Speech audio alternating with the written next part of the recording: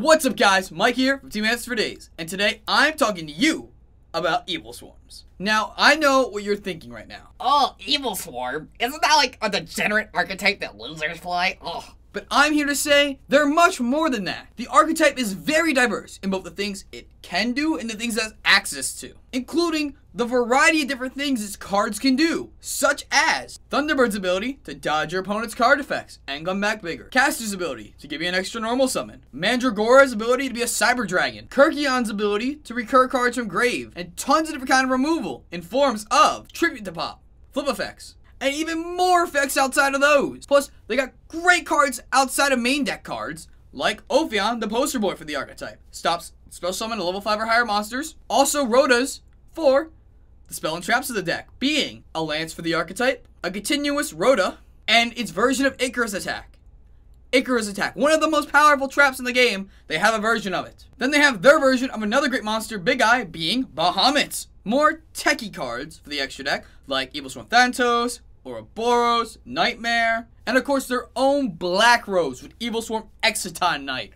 Boom! Basically, this archetype is a toolbox archetype and can do whatever you want it to do because it has so many things it can do. And also, the deck is really compatible with some of the most powerful cards in the game, like Rescue Rabbit, because you play Vanillas in the Heliotrope.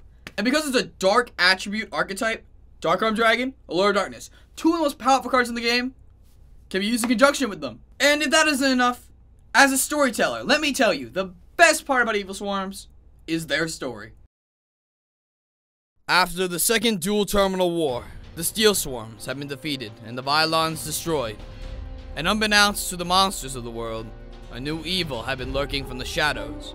From the decaying bodies of the fallen Steel Swarms started a virus, the L-Swarm virus. Slowly, it began to corrupt and mutate monsters of the other tribes into evil swarms. As the different tribes started getting turned on by their own monsters, some gave up hope, while the remaining Gustos who survived their people's genocide and the Gem Knights fought bravely in the hope that the legend of the Constellar would come to save their world as it had done in ancient times. The Gishkis tried to revive the ancient dragons of the ice barriers to defeat the evil swarms. However, unknowingly, their leader was already corrupted by the virus, and revived the great Trishula, Gungnir, and Bryanak under the ranks of the evil swarms and their new forms, Ouroboros, Ophion, and Bahamut. From there, the Gishkis, now completely infected, worked to revive the fallen warriors of the past and current tribes and Steel Swarm under the new flag of Evilswarm. With the ranks of the Evilswarm coming close to victory,